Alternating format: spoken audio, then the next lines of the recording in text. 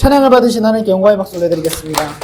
우리 같이 나눌 말씀은 요한복음 3장 22절에서 30절 말씀입니다. 요한복음 3장 22절에서 30절 말씀. 이야기를 잘 살펴보시면서 잘 한번 이해하면서 읽어주시면 더 좋겠습니다. 저 한 절, 여러분들 한 절 이렇게 나눠서 읽겠습니다. 그 뒤에 예수께서 제자들과 함께 유대 지방으로 가셔서 거기서 그들과 함께 지내면서 세례를 주셨다.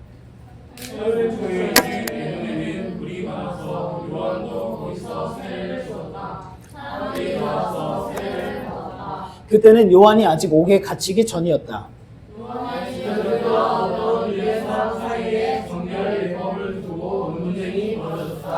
요한의 제자들이 요한에게 와서 말하였다. 라피님 보십시오. 요단강 건너편에서 선생님과 함께 계시던 분, 곧 선생님께서 증언하신 그분이 세례를 주고 있는데 사람들이 모두 그분에게로 모여듭니다. 요한이 대답하였다. 하늘이 주시지 않으면 사람은 아무것도 받을 수 없다. 너희야말로 내가 말한 바 나는 그리스도가 아니고 그분보다 앞서서 보내심을 받은 사람이다. 한 말을 증언할 사람들이다. 친구를 사랑하는 사람은 신랑이다. 신랑의 친구는 신랑이 오는 소리를 들으려고 서 있다가 신랑의 음성을 들으면 크게 기뻐한다. 나는 이런 기쁨으로 가득 차있다. 같이 읽겠습니다. 그는 흥하여야 하고 나는 쇠하여야 한다. 아멘. 우리 이제 저번 주에는 라이트로 해가지고 또 이제 남은 5번이 있습니다. LIGHT 해가지고 각 단어별로 이제 핵심적인 부분들이 있는데 오늘은 라이트 중에서 L이 바로 롤드십입니다. 롤드십. 이게 무슨 의미일까? 함께 말씀으로 나누도록 하겠습니다. 여러분, 신앙의 첫 번째는요, 사실 관계예요, 관계. 근데 누구와의 관계냐면 하나님과의 관계입니다. 하나님께서 사람을 만드셨죠. 아담을 만드시고 하와를 만드셨어요. 그 아담과 하와는 신앙생활을 했습니다. 어떻게 신앙생활을 했죠? 말씀이 있었나요? 예배가 있었나요? 하나님과의 관계가 모든 신앙생활의 기본이자 시작입니다. 그러면 우리는 하나님을 보통 이렇게 고백합니다. 하나님은 천지를 창조하셨고 다스린다라고도 우리는 믿죠. 하나님이 만드셨고 다스리신다. 그러면 그래서 우리는 하나님을 창조주 하나님, 창조자일 뿐만 아니라 주 하나님이시다라고 이렇게 같이 고백을 하는데, 그러면 신앙은 결국 하나님이 우리의 삶의 주인이시고 나는 하나님의 백성이다. 이 관계가 신앙생활의 가장 핵심이고 시작이자 좀 마지막인 거죠.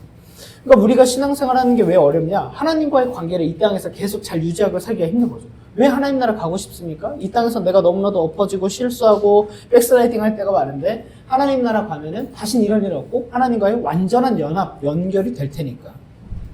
그럼 여러분께 묻겠습니다. 우리 신앙생활에 가장 방해되는 요소가 뭘까요? 가장 방해되는 거. 다윗이 생각에는 신앙생활에 가장 방해되는 게 뭐죠? 하나님과의 관계에 있어서. 직업 아니었어. 간호사 되면 주위에도 일나가는. 그치. 이 땅에서 삶을 영위하기 위해서 직업을 가져야 되고, 하나님도 우리를 일하는 자로 부르셨죠. 간호사가 되면은, 3교대, 2교대 하면은 예배 드리기 어렵고, 신앙생활 어려움이 있을 수 있다. 승주 생각에. 신앙생활에 가장 어렵고, 방해가 되는 게 뭘까? 편하게?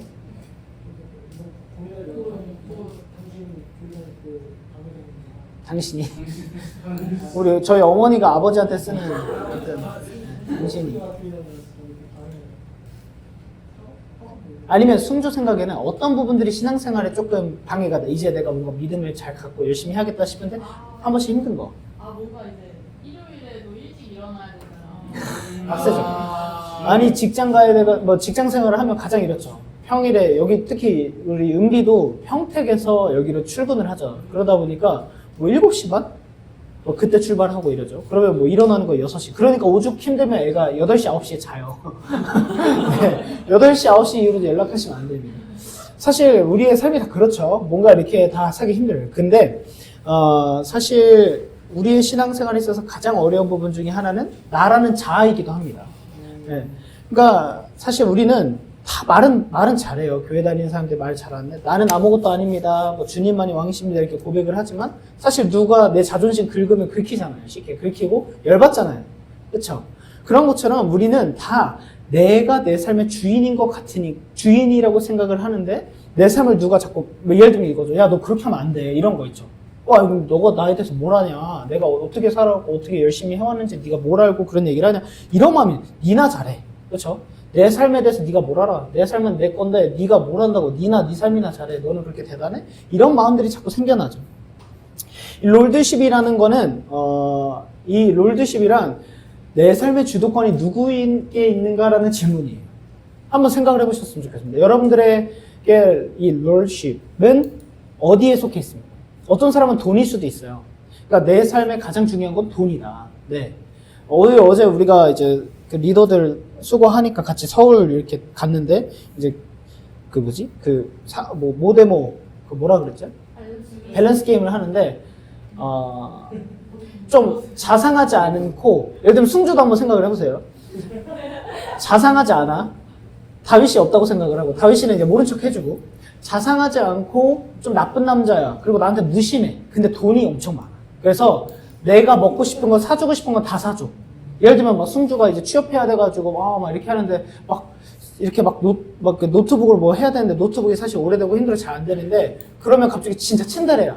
갑자기 와서 그냥 맥 최신 이렇게 하나 주고 야, 이거 써 이번에 그냥 합격해 막 이러고 그냥 가요. 그러니까 자상하진 않아. 자상한 거 해도 가야죠. 자상한 거. 알고 필요한 게 알거든요. 그래, 알겠습니다. 니 돈 없어? 야, 니 돈 없어? vs 돈은 없는데 너무 자상하고 착하고 나에게 항상 헌신하고 희생했어. 돈은 없으니까 맨날 할 수 있는 건 편지 써줘. 오늘도 공부하느라 힘든 승재. 종이학 1000마리. 종이학 1000마리 이런 걸로 표현하고. 노트북 대신 글 다 써도 돼. 글씨 엄청 잘 쓰지. 블로그를 열심히 하는 거거든. 누군지 얘기 안 하겠지만 어제 같이 간 한 친구는 돈을 선택하더라고요. 네, 돈 많은 남자가 난 것 같다. 사실 우리 삶에 여러분들 자리에 보면은 여러분들의 삶의 주인의 자리에 뭐가 앉아있냐, 뭐가 가장 여러분들을 움직이냐, 뭐가 가장 여러분들을 힘들게 하냐. 가장 힘든 게 나에게 가장 큰 거거든요. 예를 들면은 뭐 우리가 이제 승주가 이렇게 얘기를 해줬었으니까 자꾸 뭔가 열심히 하는데 안 될 때, 그렇죠? 이게 나에게 어떻게 보면은 이 롤드십 내 주인의 자리에 그게 앉아있을 수도 있는 거죠. 뭔가 내 힘으로 이뤄내보고 싶고 내 힘으로는 다 성공해보고 싶은 마음이 저에게도 있고 저 같은 경우는 사실 교회가 가장 크겠죠. 교회 개척을 하고 열심히 해서 교회가 가장 희망적이고 성공적인 스토리는 교회가 잘 성장을 해서 우리 교회가 더 많이 알려지고 선교도 더 많이 하고 이런 부분들이겠죠. 근데 그게 과연 하나님의 뜻일까? 결국 롤드십이라는 단어의 정의는 이렇습니다. 하나님의 주권이에요. 그러니까 가장 쉽게 생각하면 하나님이 왕이시라는 고백이에요. 이게 우리 모두 다 아는 표현입니다. 그래서 주 하나님, 이 모든 찬양에 하나님을 다 주님이라고 표현을 하죠. 하나님이 나의 주님이다. 이 고백이 가장 기본되는데 가장 신앙의 어려운 부분이 아닌가. 저는 이제 오늘 본문에서 세례 요한을 좀 소개하고 싶어요. 세례 요한은 어떤 인물이냐면 구약의 마지막 예언자, 구약의 마지막 성경인 말라기 이후로 400년 동안 침묵기가 있었죠. 중간기 암흑기가 있었는데 거기를 뚫고 등장한 선지자였던 거예요. 근데 이 세례 요한이 얼마나 파격적인 사람이었냐면 당시에는 예루살렘 성전 중심의 신앙관이 있었는데 그 시스템을 벗어버리고요. 이 세례 요한은 어디서 생활을 하냐면 광야에서 살아요. 광야에서.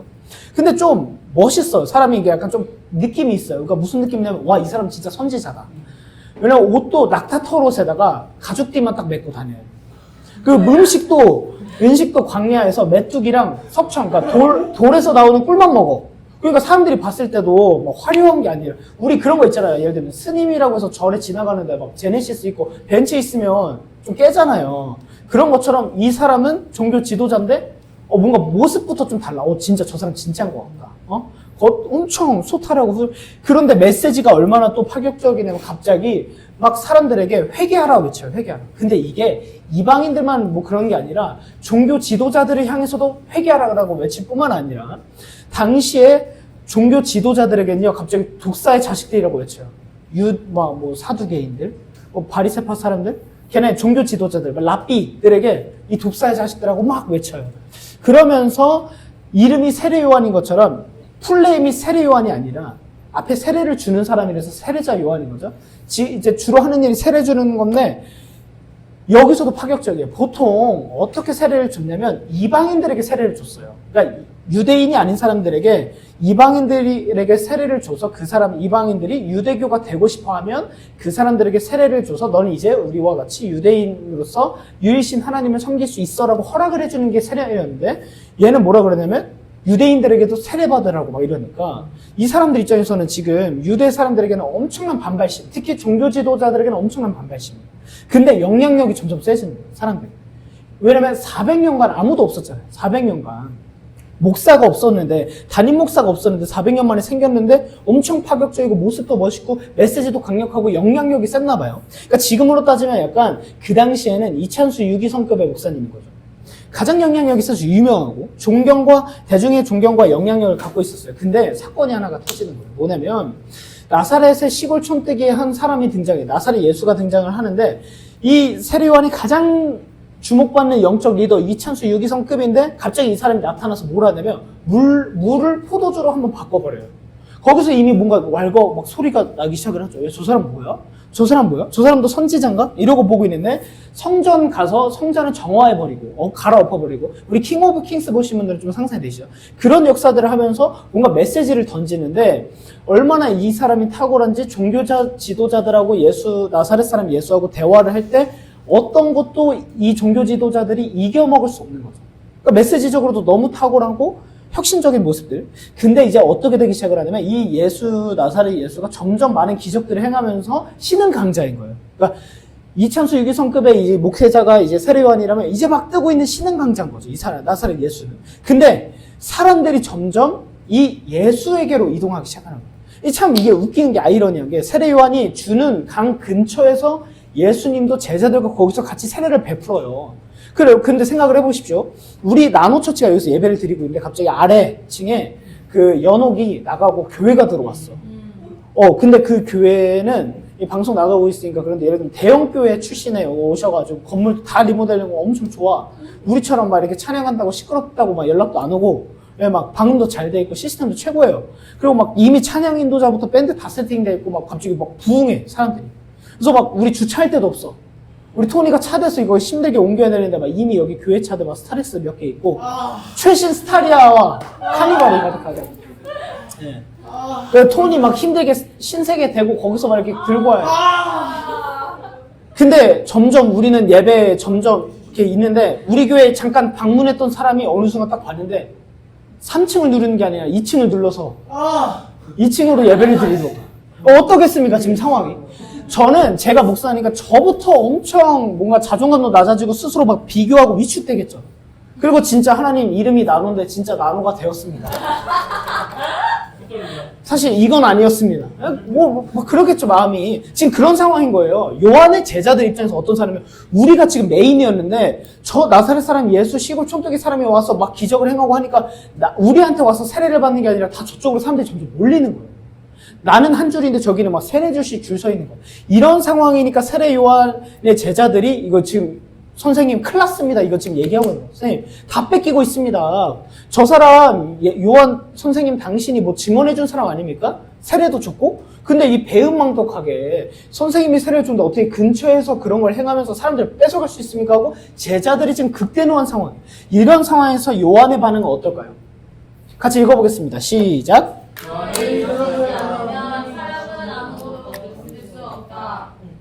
그 다음 너희야말로 내가 말한 바 나는 그리스도가 아니고 누구보다 앞서서 보내심을 받은 사람이다 한 말을 증언할 사람들이다. 여러분 롤드십의 시작은 뭐냐면 철저한 자기 객관화예요. 롤드십의 시작은 철저한 자기 객관화입니다. 보십시오. 당시에 이 요한은 가장 영향력이 컸던 사람이죠. 가장 영향이 컸어요. 그렇다면 당시의 종교는 유대의 교회의 종교는 엄청난 힘을 가지고 있었기 때문에 요한은 원하면 힘과 명예와 권력을 인기를 다 누릴 수 있었어요. 근데 갑자기 그런 상황에서 지금 요한이 뭐라 그러냐면 하늘이 주시지 않으면 사람은 아무것도 받을 수 없대요. 하나님께서 허락해 주신 것만 난 감당해야 된다. 하나님께서 허락하시지 않은 건 내 영역이 아니다. 를 지금 외치고 있는 거예요. 그러면서 뭐라 그러냐면 나는 그리스도가 아니다. 왜냐면 이게 지금 이 세례 요한의 말이 왜 굉장히 중요한 말이냐면 당시에 종교 지도자들이나 세례 요한을 따르던 사람들은 예를 들면 이런 거죠. 왜 이찬수 유기성을 들었겠습니까? 우리 한국교회 가장 존경받는 목사 1등이 이찬수 유기성이기 때문인 거죠. 지금 그러고 있는데 그 당시에는 400년간 아무도 없었다가 나타났기 때문에 저 사람이 진짜 메시아 아니야? 그리스도 아니야? 라는 소문도 돌았어요. 그러고 있었는데 요한이 그거에 대해서 아무 말 안 하다가 예수님이 등장하니까 이 얘기를 한 거예요. 나는 그리스도가 아니다. 를 선언한 거예요. 공식적으로 자기가. 나는 메시아가 아니야.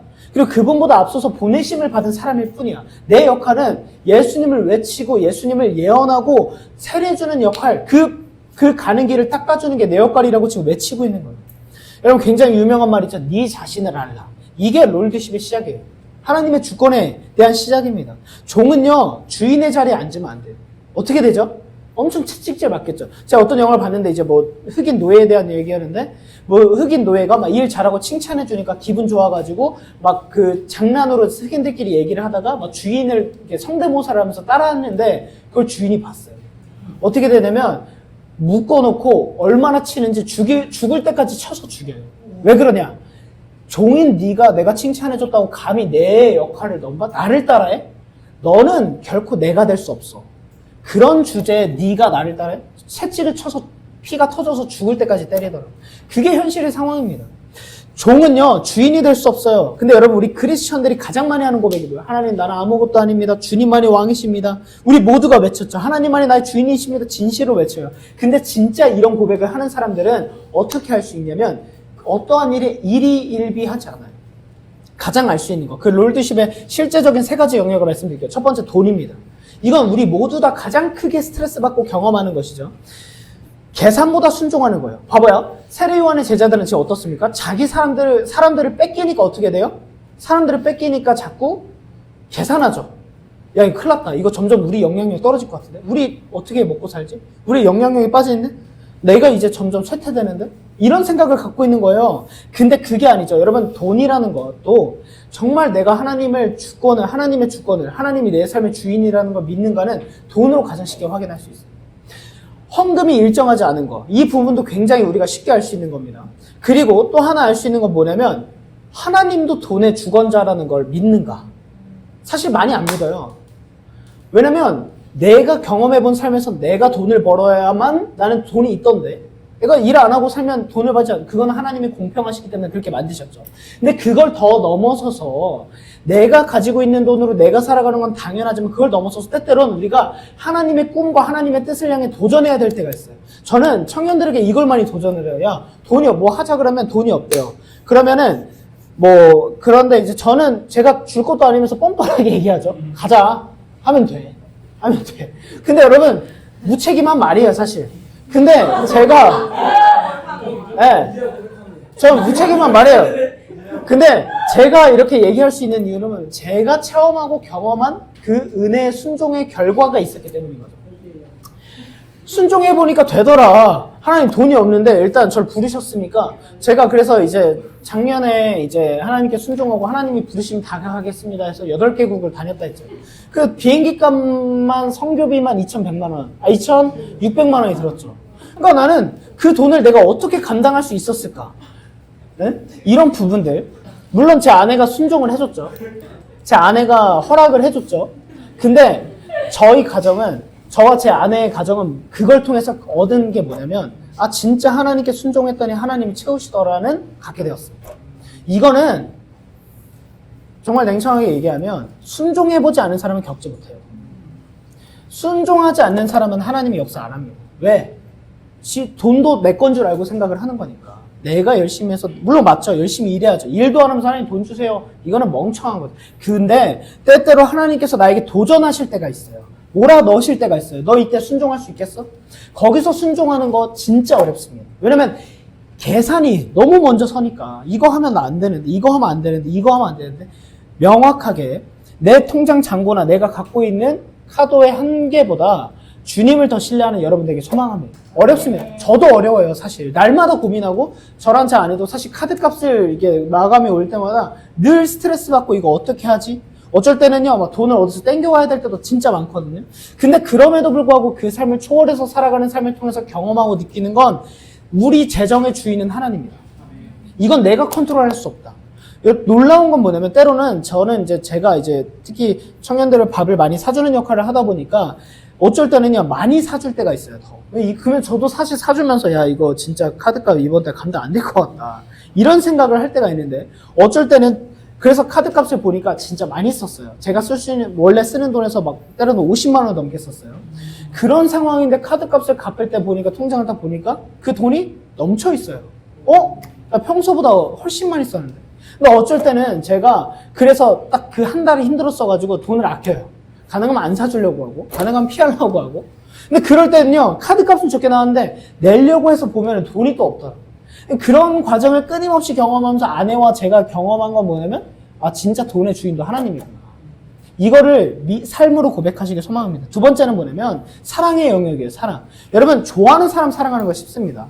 연인을 사랑하는 거 쉬워요. 근데 그걸 넘어서 내 마음에 안 드는 사람을 사랑하는 거는 세상에서 가장 어렵습니다. 근데 저는 감사한 건 뭐냐면 저는 목사기 때문에 마음에 안 들어도 가능하면 나이스하게 대하려고 해요. 그리고 가능하면 뭐 크게 척지거나 싸우지 않아요. 그게 저한테 감사해요. 근데 제가 봤을 때 특히 교회 안에서 신앙생활을 하는 사람들이 누군가에 대해서 편견을 갖고 고정관념을 갖고 난 쟤 싫어하고 선을 그어버린 사람도 있죠. 그 한계 못 넘어서면 하나님이 아마 그걸로 정말 큰 훈련 시키실 거예요. 저라고 안 그러겠습니까? 그러나 하나님께서 어쩔 수 없는 상황에 놓으니까 예의 바른 척하고 뒤에서 욕하긴 하지만 예의 바른 척도 하고 좋은 사람인 척하죠. 그러나 내 감정의 기준으로 사랑하는 것이 아니라 순종함으로 사랑해보는 거. 나를 정말 힘들겠지만 그 사람 앞에 가서 고개를 한번 숙이고 인사를 하고 먼저 연락을 하고 억울해도 좀 견뎌보고 참아보고 하는 훈련이 필요합니다. 그러니까 나는 나를 위해 살지 않고 주님을 위해 산다라는 건요. 말로만 하는 게 아니라 실질적인 거라니까요. 지금 여러분들 삶에 가장 불편한 사람에게 연락을 해보시겠습니까? 어려워요. 나에게 가장 큰 상처를 준 사람에게 잘 지내냐 먼저 연락하는 거 힘들어요. 근데 그거 안 하면 롤듯이 고백하는 거 아닙니다. 신앙은 실제적이에요.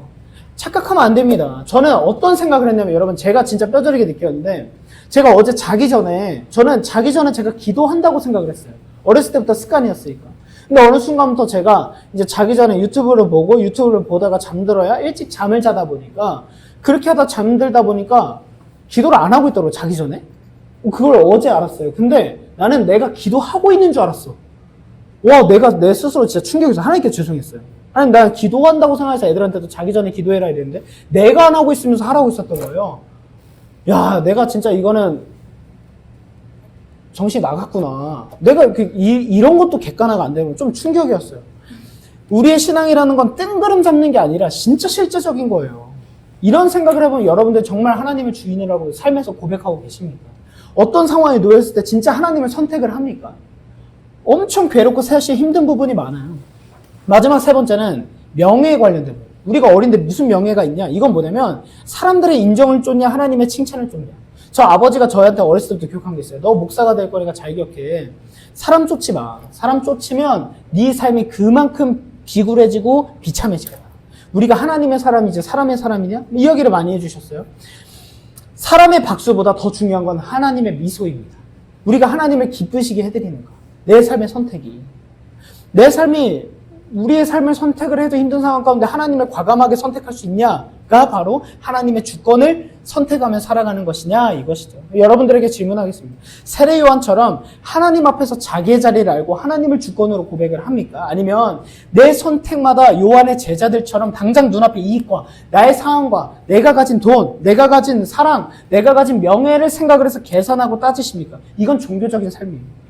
근데 그렇다고 해서 제가 지금 막 뭐 누구를 저격한다거나 다윗이를 비판하는 건 아니에요. 네.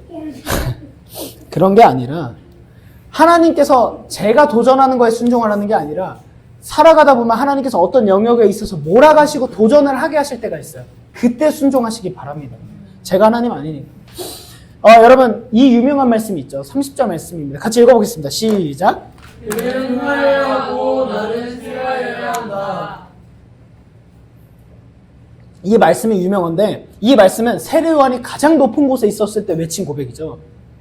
자기 걸 다 포기한 거야. 인간으로서 누릴 수 있었던 뭐 돈, 뭐 명예, 인기 다 포기하고 고백한 거죠. 하나님이 가장 높은 곳에 있어야 된다. 이거를 원어적으로 번역하면 어떻게 되냐면 예수님의 영향력은 점진적으로 또 필연적으로 커져가야만 하며 나는 자발적으로 작아져야 된다. 이 고백은요. 그냥 하나님은 크신 분이니까 크시고 나는 나는 작은 사람이야 정도가 아니에요. 내가 자발적으로 낮아지게 선택한다라는 표현이에요. 자발적인 거예요, 신앙은. 사실 하나님의 은혜를 받아서 감격 안에서 내가 자발적으로 발을 움직이지 않으면 아무것도 할 수 없습니다. 신앙은 자발적이고 신앙은 책임이 있고 신앙은 순종하는 것이 바로 신앙생활입니다. 이 안에 순종하시길 주님의 이름으로 간절히 축복합니다. 그러면 다시 한번 넘어와서 롤드십이란 뭐냐? 하나님이 내 인생의 주인이시다라는 철저한 고백이에요. 조금 더 쉽게 설명해드리면 내 삶의 주도권을 하나님께 맡기는 거. 선택하는 상황이 있어서 하나님께 맡기는 거. 조금 더 이해하기 쉽게 생각하면 할래 말래 친구에게 묻거나 내 스스로 자문하는 것이 아니라 이 영역을 하나님께 여쭤보는 거. 저는 그런 의미에서 사실 어른들의 신앙생활에 굉장히 도전받고 존경스러운 부분들이 있어요. 때로는 솔직히 제가 미천하지만 때로는 어른들이 과하다는 생각을 할 때가 있어요. 하나님이 우리의 주권자시는 거 맞지. 근데 어쩔 때는 뭐든지 다 하나님한테 묻잖아요. 근데 사실 저는 그러면 하나님께 물으면 하나님이 정답을 다 알려주시냐? 저는 그렇지는 않다 생각해요. 예수님 이후로 우리에게 하나님의 말씀을 직접 이렇게 말씀을 주셨으니까.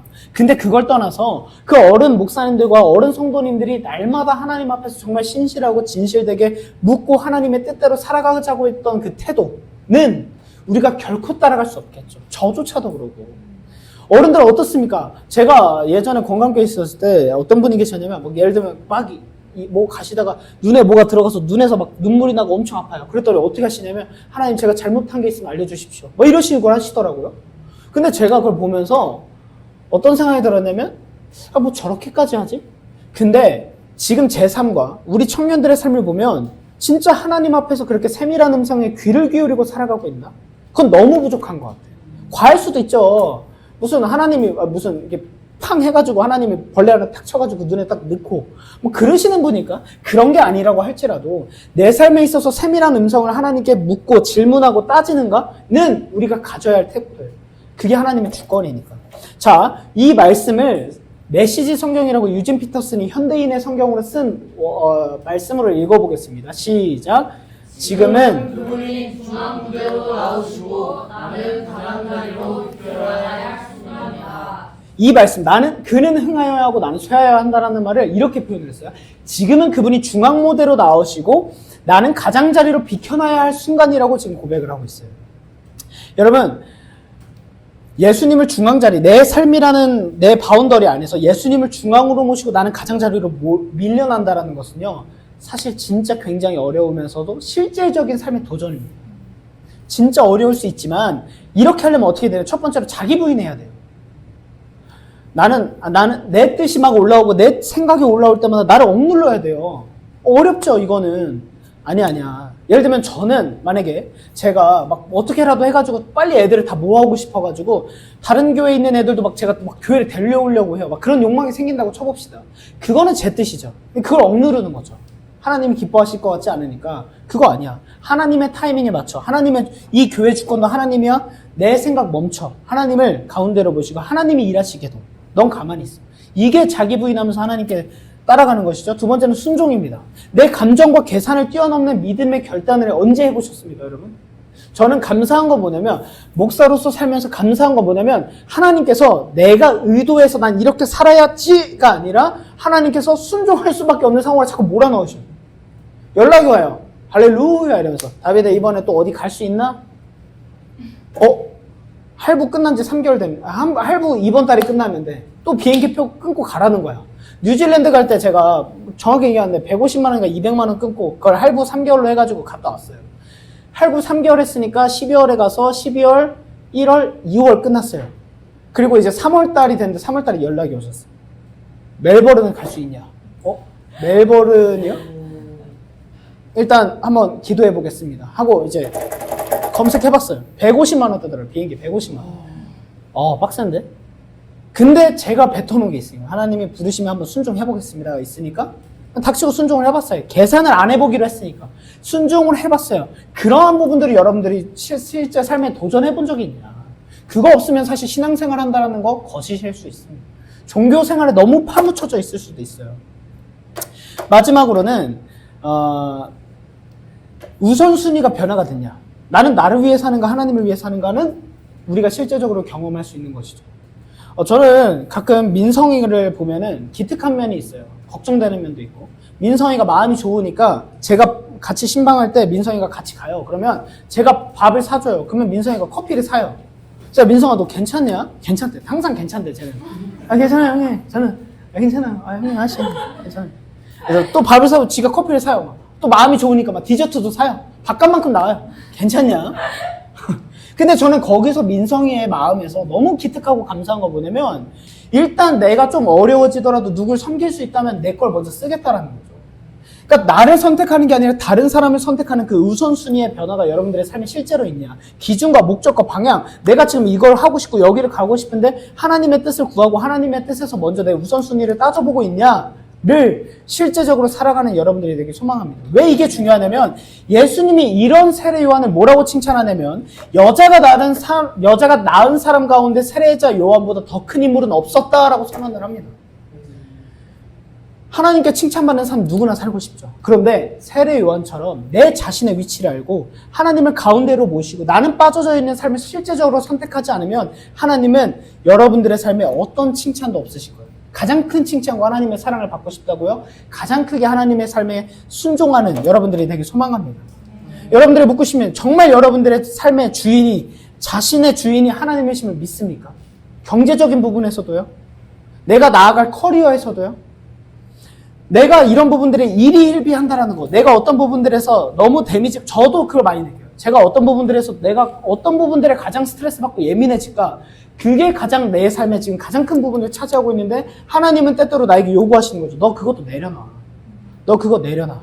내가 너의 삶을 책임질 수 있는데 너 그거 내려놓지 않으면 안 돼. 이 부분들을 하나님께서 우리에게 지금 도전하고 계신다는 거죠. 다음 말씀 하나 읽고 마무리해 가겠습니다. 우리 마태복음 6장 33절 34절 말씀인데요. 이것도 메시지 성경으로 갖고 왔어요. 먼저 33절이 여기까지인데 33절까지 읽어보겠습니다. 시작. 너희는 하나님이 실체가 되시고 하나님이 주하시며 하나님이 공급하시는 삶에 흠뻑 젖어 살아라. 뭔가 놓칠까봐 걱정하지 마라.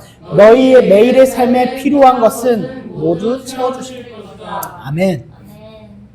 여러분 너무나도 명료하게 우리가 이해하기 쉬운 말로 정의되어 있죠. 하나님이 실체가 되심을 믿습니까? 하나님이 여러분들을 주도한다는 거 믿습니까? 그러면 하나님이 공급하시는 삶에 흠뻑 젖어 살래요. 일희일비하지 말래요. 계산하지 말래요. 따지지 말래요. 그냥 하나님이 주시는 삶, 하나님이 인도하시는 삶에 흠뻑 젖어 살래요. 흠뻑 젖으면 어떻게 됩니까? 여러분 비 올 때 머리 이렇게 막 가리죠. 근데 이미 물에 들어가서 흠뻑 젖으면 어떻습니까? 비가 오든 더 젖든 신경 안 썼습니다. 왜냐면 다 젖었으니까. 하나님의 은혜에 완전히 적셔진 사람들은 내가 지금 꾸정물 묻을까 뭐 어떻게 될까 내 삶의 지금 커리어 어떻게 될까를 따지지 않습니다. 은혜가 충만하니까 그런 것에 개의치 않은 거예요. 너희 매일의 삶에 필요한 모든 것은 내가 채워줄 거다라고 약속을 하고 있어요. 그러면 내가 지금 기도하고 하나님께 간구하고 있는데 하나님께서 그걸 안 주셨다라는 거 뭐예요? 아직 하나님 뜻이 아닌 거죠. 하나님께서 아직 허락하신 것이 아닌 거예요. 왜냐면 약속하셨으니까 너희 매일의 삶에 필요한 건 모두 내가 이미 줬어. 근데 하나님 저는 이게 지금 저한테 안 주셨는데요? 하나님 저한테는 이게 지금 필요한데요? 저도 이런 게 너무 많은데 이미 하나님이 말씀하셨습니다. 이미 난 너에게 다 줬어. 그러면 우리가 할 수 있는 태도는 뭡니까? 하나님이 주인이시니 하나님이 내가 지금 없다고 생각하는 영역까지도 터치하실 때까지 우리는 기다리고 순종하는 부분이 필요한 거죠.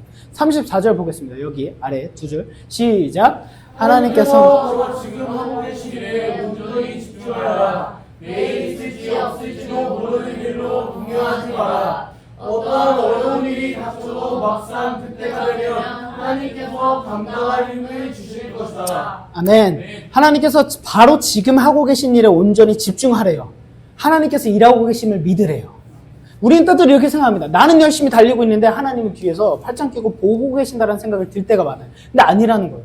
나는 런닝머신 막 이렇게 뛰고 있는데 이미 하나님은 앞서가서 일하고 계시다라는 걸 믿으라는 거예요. 인정하라는 거예요. 하나님이 일하고 계시다. 여러분 하나님이 여러분보다 더 선하셔서 더 앞서서 일하시는 걸 믿기 소망합니다. 그런 삶에 집중하래요. 내일 있을지 없을지도 모르는 일에 막 동요하지 말래요. 혼자 걱정하거나 혼자 염려하거나 혼자 스트레스 받지 말래요. 어떠한 어려운 일이 닥쳐도 막상 그때가 되면 하나님이 감당할 힘을 주실 것이에요. 보세요. 왜 내가 어떤 영역에 있어서 신앙이라는 건 체험의 종교잖아요. 기독교는 체험의 종교인데 이 체험이 왜 중요하냐면 많이 겪어본 사람은요.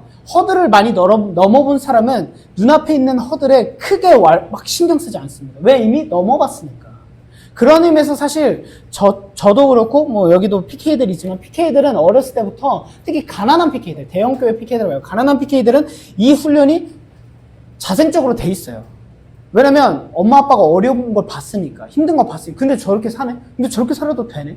그러니까 먹고는 사네? 굶어 죽진 않네? 나도 똑같이 해왔네? 대학 나도 갔네? 대학원 나도 갔네?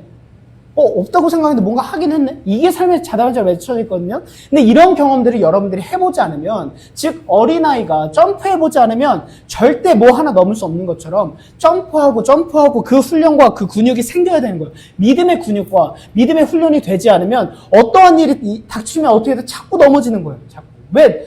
내가 이걸 넘을 수 없다고 생각을 하는 거예요. 근데 하나님께 약속하시죠? 걱정하지 마. 네가 어떤 어려움이 닥쳐도 그걸 감당하는 힘은 내가 줄 거야. 하나님의 주권을 믿는가? 내 힘이 아니라 하나님을 믿는가? 믿음은 현실을 초월하는 겁니다.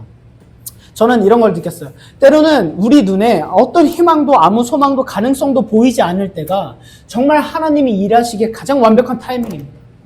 때로는 내 눈에 생각에 이거 이렇게 하면 되지 싶을 때 하나님이 절대 일 안 하시더라고요. 때로는 이거는 내가 저기서 한 이 정도만 내가 끌어오면 해결되겠다 싶을 때는요, 갑자기 아무도 도와주지 않아요. 왜 그럴까요? 내 생각으로 이건 이렇게 하면 되지라고 계산을 하는 순간 그게 돼버리면 하나님이 우리 마음 가운데 어떻게 되겠어요? 하나님이 가운데 계신 게 아니라 내가 가운데 있어서 이렇게 하니까 되네? 날 따라와, 내가 이끌어줄게. 내가 이렇게 하니까 돼. 나만 따라와. 이게 되죠. 근데 하나님은 날 가장자리로 모세요. 너 이거 네 힘으로 안 되지? 항복해. 진짜 주님만의 왕이라고 외쳐. 찬양할 때만 하지 말고 네 삶에서 하나님 앞에 엎드리고 항복해. 때로는 진짜 아무것도 보이지 않는 깜깜한 어둠까지도 내 삶을 몰아 넣으신 다음에 항복하게 하시고, 하나님 이제 저 진짜 끝났습니다. 망했습니다. 진짜 끝났습니다. 할 수 없습니다. 라는 생각 때 하나님께서 일을 하심으로 증명하십니다. 내가 너의 삶의 주인이야. 내가 너의 삶의 왕이야. 이 삶의 고백이 여러분들에게 끊임없이 있길 소망합니다. 이건 정말 쉬운 말씀이 아니에요. 쉬운 삶이 아니에요. 가장 기본적이지만 기본기가 가장 어렵습니다. 이 삶이 여러분들에게 채워지고 삶으로 체득되고 믿음의 신앙의 근육이 생성되지 않으면 이걸 넘어설 수 없습니다. 이제 우리 마지막으로 이거 한번 같이 읽고 마무리하도록 하겠습니다. 시작. 롤드십은 내가 작아지는 것을 두려워하지 않는 사람입니다. 롤드십은 주님의 영광을 위해 주연이 되기를. 선택하는 삶입니다. 롤드십은 대상보다 심정을, 감정보다 십자가를, 인정보다 하나님의 미소를 선택하는 삶입니다. 네, 반주 한번 깔아주시면 감사하겠습니다. 저는 제가 이 말씀을 준비하면서 사실 가장 감사했던 건 제가 제일 좀 많이 깨졌던 것 같아요. 많이 깨졌던 거. 그러니까 그런 착각이 많이 들어요. 제가 목사인 걸 떠나서 어렸을 때부터 자연스럽게 신앙생활이 나에게 배어있고 PK다 보니까 나는 하고 있다고 착각해, 자꾸. 하나님이 주인이시죠. 아멘, 알죠. 그러다 보니까 난 이거 하고 있는 거 아니야? 자기 전에 기도 안 했는데 난 기도하고 있었던 걸 착각하는 걸 보면서 내 삶에 너무 정돈 안 된 게 많겠다. 하나님께서 보시기에. 말은 그럴싸하게 하지만 내가 진짜 내 삶에 하나님의 주권을 고백하면 사랑하는가? 제가 진짜 두려운 게 이거예요. 뭐냐면 저희 아버지가 저에게 한 말이 있어요. 야, 성민아, 너가 개척을 하니까 네 삶이 정말 하나님 앞에서 철저히 엎드려져야 돼. 왜 그러냐면 너희 교회 성도들은 네 수준만큼 잘할 거야. 널 하나님이 세우셨기 때문에 하나님께서 모세를 통해 이끄시는 곳까지만 인도하셨듯이 다윗은 절대 성전을 완성할 수 없게 하셨던 것처럼, 그러면 그 다윗의 백성들은 성전의 완성을 못 보고 죽었죠. 그런 것처럼 너를 하나님이 세우셨으면 네 교회는 너의 수준만큼, 너가 하나님께서 순종하는 만큼, 너가 하나님의 사람인 만큼 성도들과 교회를 훈련시키시고 성장시키시고 일하실 거예요. 저는 그 말이 너무 무서웠어요. 내가 신앙이 부족하고 내가 넘어지고 내가 자빠지거나 내가 딴소리하고 내가 믿음이 없으면 하나님께서 맡기신 이 영혼들이 잘못될 수도 있겠다라는 두려움. 내가 진짜 하나님을 믿고 살아가지 않으면 우리 교회가 또 여러분들의 삶이 진짜 하나님을 주권으로 고백하지 않을 수 있겠다라는 생각 안에서 제가 그 충격이 컸던 것 같아요. 내 삶을 진짜 하나님께 좀 점검하고 돌아보고 해야겠다. 목사인 거 떠나서, 신앙생활 어릴 때부터 모태신앙인 거 다 떠나서 내 삶을 좀 잘 점검해야겠다. 내가 진짜 하나님을 간절히 의지하고 갈망하고 소망하며 살아가는가? 간절함이 있는가? 제가 사실 기도할 때 가장 많이 하는 기도가 이거예요. 하나님 도와주세요. 하나님 저 좀 도와주세요. 하나님 저 좀 살려주세요. 오늘 아침에도 사실 제가 이 기도하면서 왔어요. 하나님 우리 나노처치 좀 도와주세요. 왜냐면 제 힘으로 안 되니까 이게 교회가. 그리고 제가 열심히 한다고 이것이 뭐가 되는 것이 절대 아니니까 하나님께 그렇게 기도밖에. 너무 어린아이 같은 기도인 거예요. 저도 이렇게 설명했죠. 하나님 여러분과 함께 하십니다. 그러니까 하나님 하나님 도와주세요 이런 기도보다 하나님의 힘을 갖고 제가 담대하게 감당하게 해주세요 이런 기도가 더 맞다고 하는데, 제가 하는 기도 이거. 하나님 도와주세요. 오늘 아침에도 제가 런닝을 하고 또 기도를 하면서도 이거밖에 안 나오는 거예요. 하나님 도와주세요. 하나님 저 도와주세요. 제가 어떤 탁월한 능력도 없고 사실 그렇게 메시지적으로 엄청 탁월한 것도 아니고 하나님 도와주세요. 그리고 어떤 문제에 부딪혔을 때 저도 너무 힘든 부분들도 많고 사실 여러분들이 너무 귀하고 훌륭하지만 저는 너무 부족합니다. 하나님 도와주세요. 이 기도가 너무 많이 그냥 나오더라고요. 이 기도밖에 못하고 있더라고요. 제가. 하나님 도와주세요. 하나님 보시기에 얼마나 진짜 어린아이 같을까. 근데 이 간절함 안에서 저는 하나님께 기대하는 거 있습니다. 뭐냐면 제 고백이 하나님 이 교회 주인은 접니다라는 걸 외치지 않는다라는 거. 진짜 저는 나노처치의 주인이 하나님이심을 믿습니다. 저의 주인이 하나님이심을 믿습니다. 그리고 여러분들의 삶의 주인이 하나님이심을 믿습니다. 저는 경계하려고 그래요. 제가 물론 여러분들을 막 끌고 가스라이팅도 하죠. 이거 해, 이거 하자. 하지만 그걸 넘어서서 하나님께서 여러분들의 삶을 온전히 책임지시고 만들어가시고 성취할 것을 믿습니다. 근데 저는 제가 그래도 적어도 목사로 이 자리에 서 있는 사람으로서 특히 제 자존심 안에서 제가 여러분들에게 진짜 그래도 저 다비드만큼은 그래도 진짜 하나님을 사랑하는 것 같아 라는 삶이 증명되길 하나님 도와주십시오. 하나님 저를 붙잡아 주십시오. 하나님 저를 때로는 쳐주십시오. 하나님 저를 긍휼히 여겨주십시오. 저를 오늘도 불쌍히 여겨주십시오 하면서 기도하고 나아갈 때, 여러분들을 위해서 기도할 때도 여러분 우리의 모두의 삶이 진짜 하나님을 주님이라고, 정말 주님만이 나의 왕이시라고 고백하는 그 삶의 현장마다 있는 곳마다 증명되고 드러나고 여러분들의 삶을 통해서 다른 이들도 하나님을 왕으로 고백하는 삶이 여러분들의 삶에 가득하기를 주님의 이름으로 간절히 축복합니다. 이 시간 우리 함께 기도했으면 좋겠습니다. 하나님, 우리 이 시간에는 정말 어린아이 같은 마음으로 손 모아